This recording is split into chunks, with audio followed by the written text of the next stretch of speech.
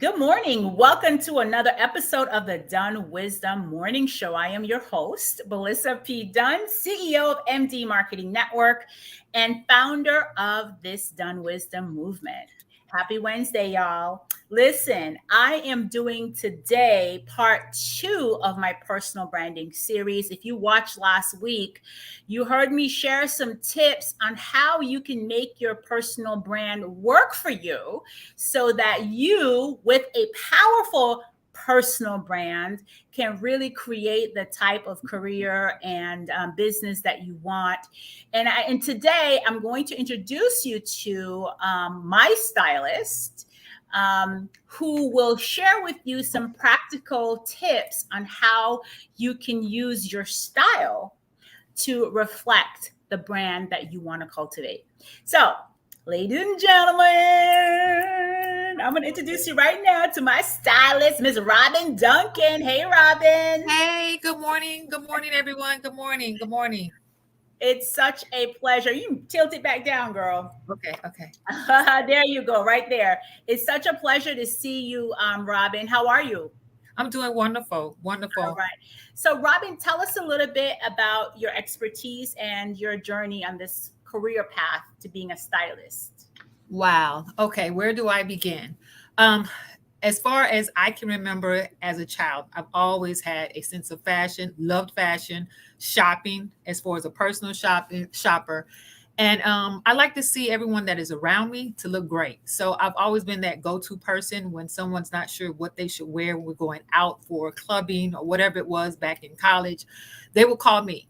And that's where it all started. And from there, I just said, you know what? Why can't I make this a means of income, so to speak? And it grew from there. Okay, so I know you and I go way back. Yes. Wait, since like 2014, 16, maybe? Ye- What was our first project? Was it Women in Distinction It or might have been before? it might have been women of distinction. It Okay. might have been women of distinction because I actually, so I used to be, those of you who may not know my history, I used to be the president of the Lauderhill Regional Chamber of Commerce. And before that, I was on the board. And one of the events that I produced was the Lauderhill Women of Distinction Awards breakfast. And like 2 years in, we're like, you know what? We need to get these women styled. And so we created a magazine shoot, and you were the stylist. Yes. So how important is and then since then, anytime I had a personal branding client, which I rarely do, but if I had a client that we need to do a photo shoot for, I would always call you, and then you would style my clients. You styled Dr. Lynn LaBruce for her shoot. Yes, I did. That was amazing. That was Yeah. amazing. And then Yes. you styled me too when I was campaigning for a commissioner. So that's Yes. really dope. Yes. So why is styling so important? What does it say about your personal brand? Basically, that's your way of conveying to the world, basically your personality. And it's all about the details, whether or not the color that you use, as far as what that means, if you're bold, if you're vibrant, if you're conservative, so to speak. And with in today's society where things are so with the influencer, everything is about a lifestyle, so to speak. What you're conveying as far as, hey, come to me because I offer this lifestyle that, is superficial for the most part, but it is what our society wants today. So because of that, everybody's in about their look. And that's Mm-hmm. your first introduction to everybody, your appearance. Whether you're having a good day or a bad day, it's going to show in what you have on, how you are perceived is how you come out the front door. And with that being said, um, a lot of times we don't know it, but just by you're having a bad hair day. Okay, we all have those bad hair days, but with that being said, let's have a backup plan for your bad hair day so that you can still represent your brand as being polished, not coming out looking like you just woke up out the bed and you're having a bad hair day. When it comes to your suits, and it's, believe it or not, hard to find suits today since COVID. So our workforce or our marketplace is not always about a suit and tie anymore, but We can still look polished as far as wearing sets. You can color block things. It's a lot of things we can still do. And that's my biggest thing when I have a client is to look polished. It's not always about name brand or designers, so to speak. And that's what I think a lot of people are caught up on, is showing that that's what is considered successful, when it's not. It's all about your presentation and being polished when you're presenting yourself. Yeah, you know what? That's a good point. Hey, my co host, if you're watching right now live, please say hello in the chat. Drop your questions for Robin. We're going to be talking about all things personal brand and styling today. So if you're watching, if you're joining us from the Facebook group, type your name so I'll know who it is. But somebody in the Facebook group, in the Women Getting Done Facebook, say, "Yay, I caught you." Yay. And then Robin, I was trying to get out of my conservative style. She says she's 6 foot and in her mid 60s. What advice do you have for this viewer? Okay, so guess what? I'm 5'10" and a half. I'm with you all day long. What I would encourage you to do is those designers or those stores that you find that you have that pant length of, I'm assuming 34 at the very minimum inseam. You get every pair that they have, every color that they have, because they don't make much for us. And then when they do, it's very expensive. And you can just make it a little edgy. When I say edgy, pop some color. It doesn't always have to be that drag draft gray, your browns, your blacks. That's being conservative. Even with that, you can pop some yellow. You can pop an orange or royal blue to bring some color to that mundane, I guess you would say, conservative look.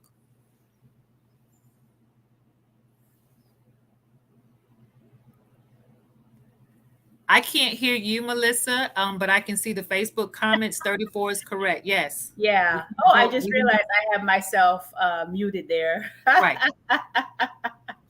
So what other, so let's say, part of what I talked about in last week's show, Robin, is that you can really use your personal style as a way to kind of prepare yourself for the job that you want in the future. Yes. So if you're looking for that promotion, if you are trying to scale your business and you're looking to go from 6-figure to that 7-figure mark, like how does a 7-figure woman dress? How does a CEO of a company dress? How does, the VP or the partner in a law firm, how do they dress? What tips do you have for women who, so that they can use their style to go from where they are to where they want to be? Okay, that's a great question. I get that a lot from different firms. And I guess my thing to most people is, if you're going for that high end or luxury high ticket client, you have to look the part.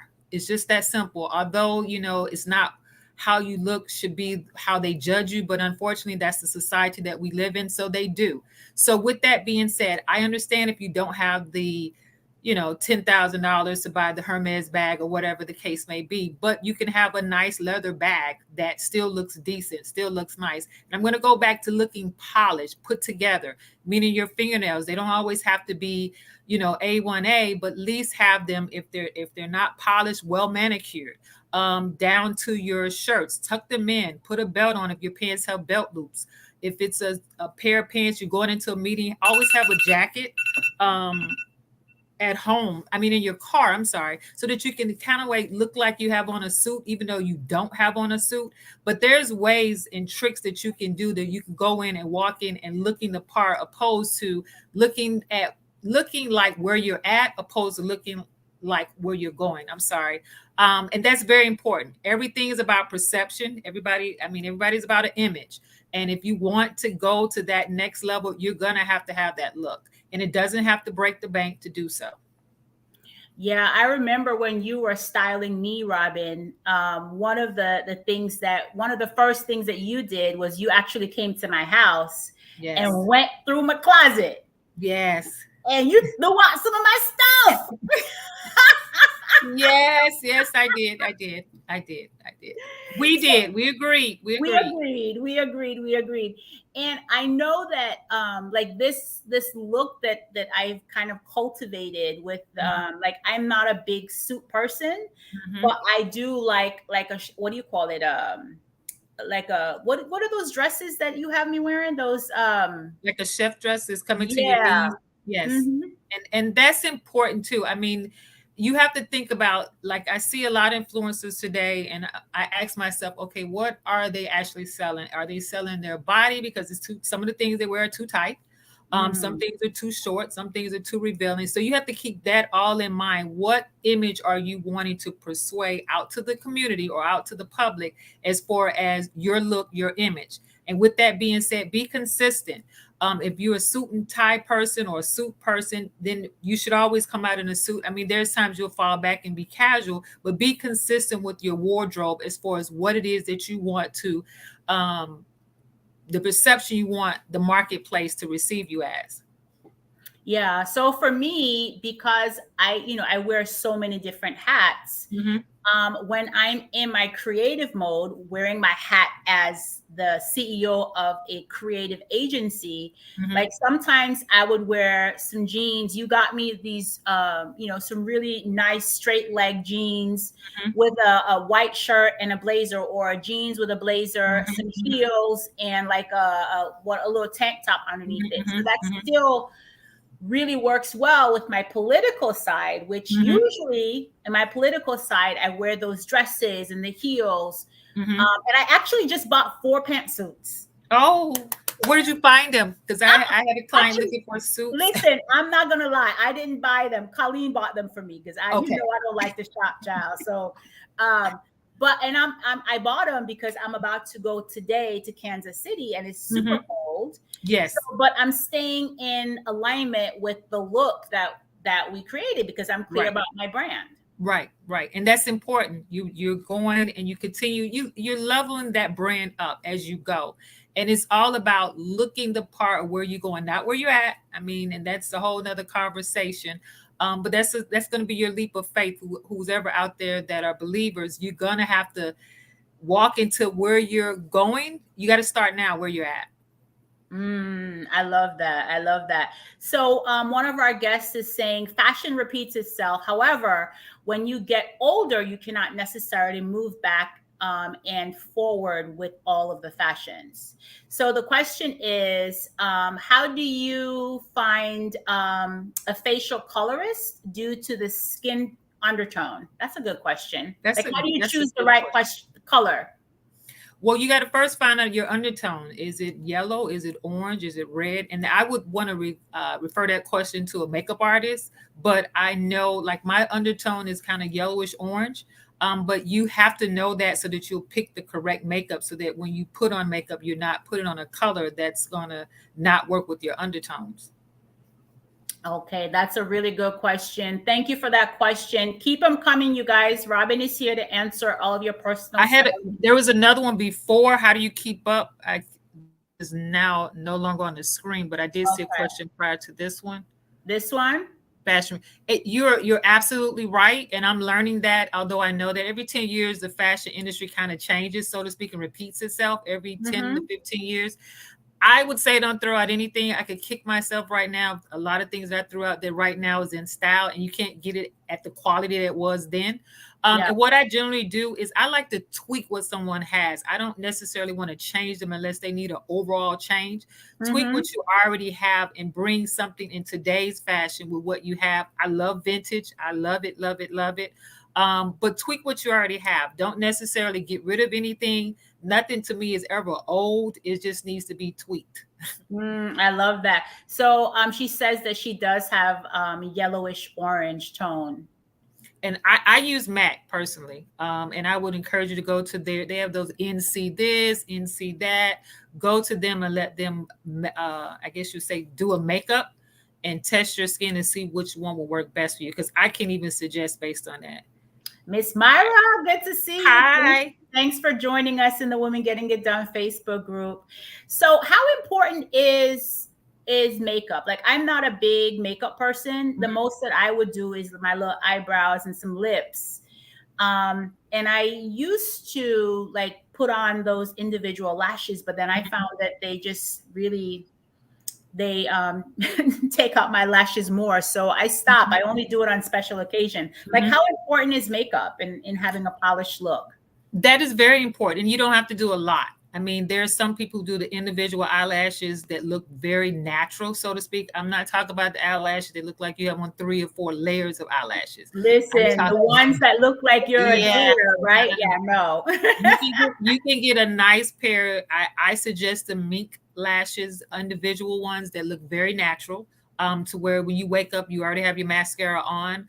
I believe in having your eyebrows arched or plucked or whatever it is that you need to do. Those are little things that I think that as women we should just want to do. So that when you walk out, my grandmother used to always say, you should be red carpet ready every time you step out the door, because you never know who you may meet outside. So with that being said, it's little things. Your makeup, you don't have to be fully made up, as they say, a beat face, but at least have on some face powder, a little lip gloss so that your lips doesn't look chapped, so to speak. Your eyebrows to be arched.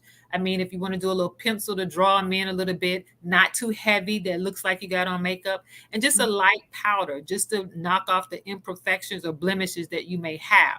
If you're going out, on a gala or something, of course, you need your face, you need a whole complete makeup. But just for every day, I'm not a makeup person either, but I do believe in a light powder and some lip gloss and your eyebrows to be done. Fingernails, that's a pet peeve of mine. If your polish is chipped, take it off. Don't walk around with chipped polish and chipped nails. One nail missing, either get that replaced or take them off.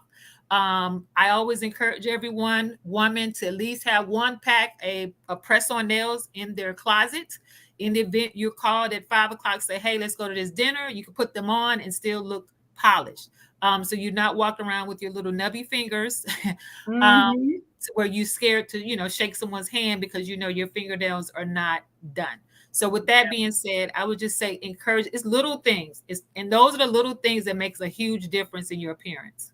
Wonderful. So Monique says that a tint moisturizer is an easy go-to as well. Yes, I totally agree. Wonderful, wonderful, wonderful. So any tips that you can share?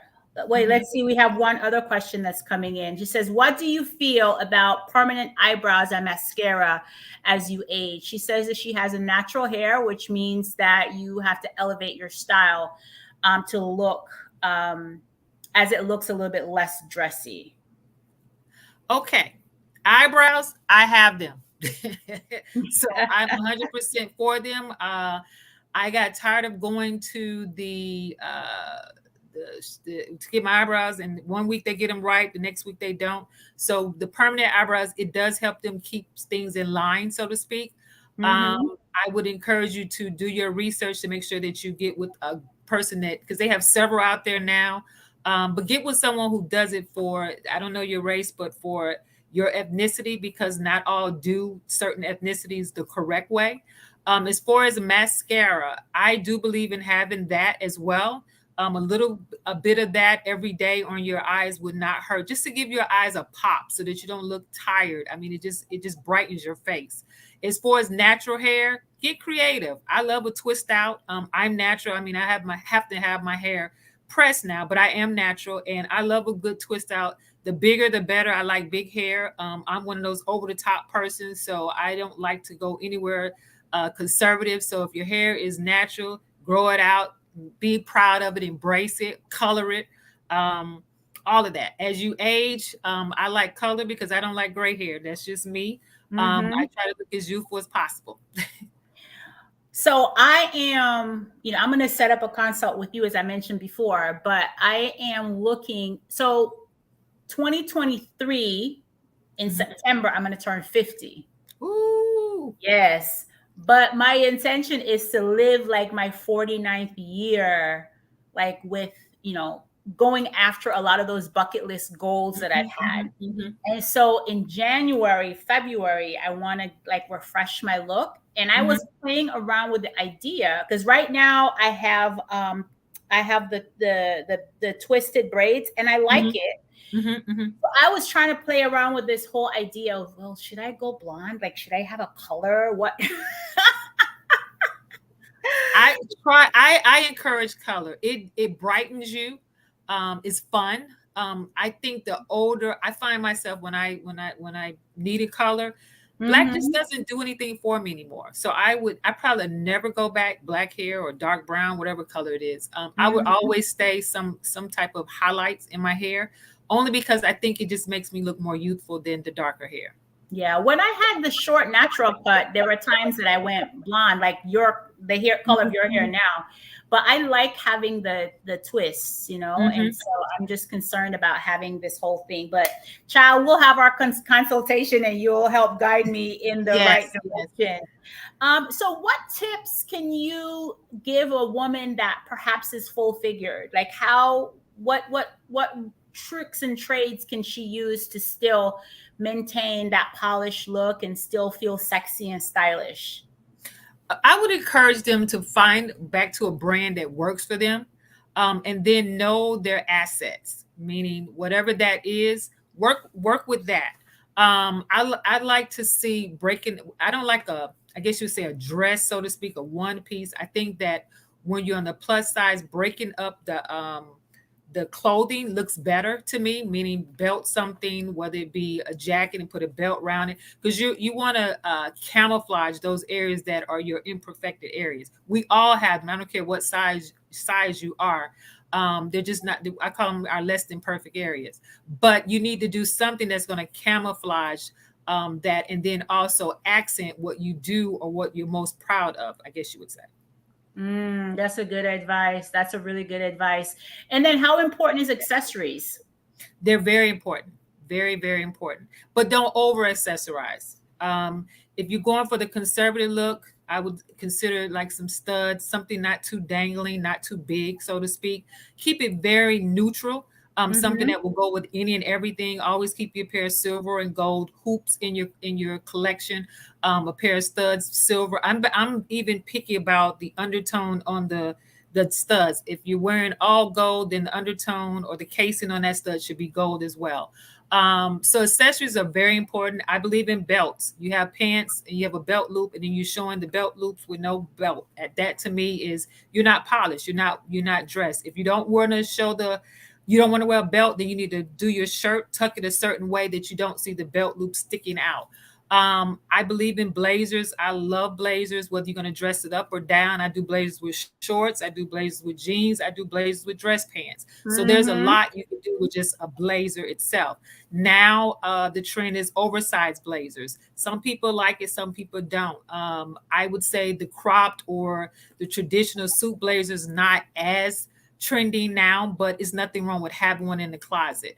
And as far as your handbags, everybody's caught up on the designer bags. I believe in a good leather bag is best, and something that you walk in a place that it's just a polished look when you walk in and you sit down, not things hanging all out the bag. The bag is unzipped and you can see everything in the bag. It's little things like that that I look at. I'm one of those persons that I'll look from head to toe on everything.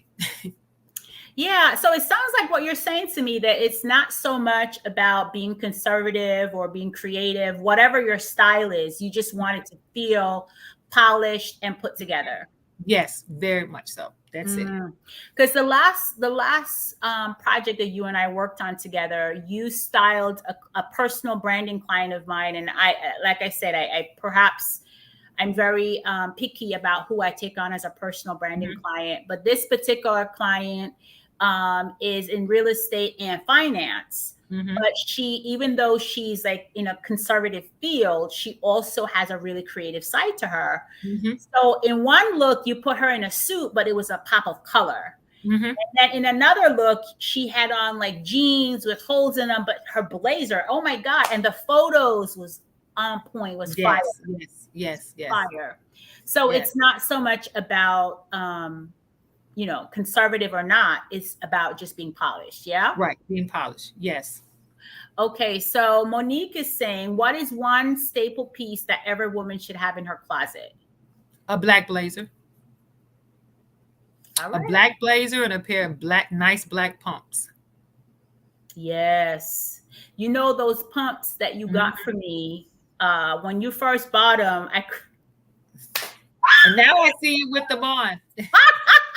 Yes, Now you see me in them on, yes, and I walk in them very easily, and yes. yeah. So, woof, girl, let me tell you. And then another question. This one's probably from Myra. She says, "I don't think it's nice when your pants are tight and the imprint of your private parts are on display." I agree with you on that I one. totally agree with you 110%. And it's a comment that I made earlier in the conversation, how today I see certain influencers, I don't know what they're selling because their clothing is so tight or so Mhm. revealing to you. Like, okay, are you selling real estate or are you selling something else? So Yeah. I agree with you 110%. And that's back to the polish. Tight is not polished to me. If it's too tight or you got to second guess it, then don't come out with it, you know? I love it. And what's your tips if you're on a budget? If you're Like on a you budget, mentioned good before, not question. everybody can do, name brand. Right. I would say a budget friendly, high low type person. I love Marshalls, TJ Maxx. Those are my favorite. Anybody know me knows if you want to give me a gift at Marshalls or TJ Maxx. And for the most part, if I spend over $60 on any item, I gotta really, really love it out of TJ Maxx or Marshalls. And I will tell you, I find great buys in TJ Maxx and Marshalls, less than their highest ticket item probably is like $49.99. And I could come out of there with something, a whole outfit for work, for a professional event, and make it look great. I promise you, less than $100 for top and bottom. Yeah, I've seen you work, honey. You're really great at that. See, I don't like to shop, as you know, Robin. Mm-hmm. And I love it. so I know you do. I know For you do. anybody, I don't care. I just like going in the stores and looking for bargains, looking for a nice deal.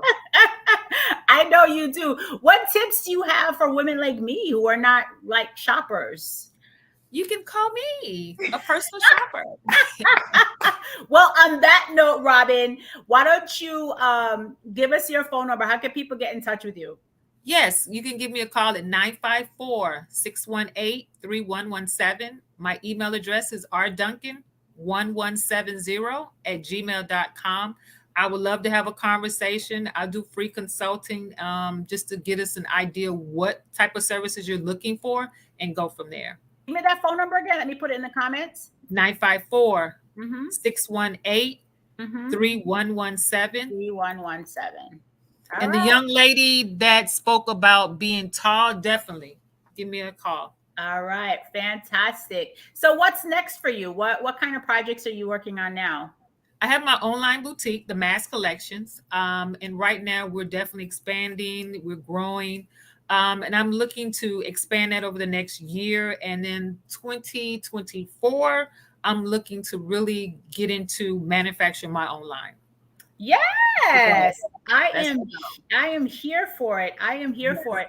And by the way, you guys, Robin is also not only is she my go-to stylist for my personal self and for my clients, but she also is a mentor in my Hibiscus Girls Leadership Academy. You're mentoring one of my young ladies who is an yes, aspiring fashion designer, Shekinah, and she absolutely loves you.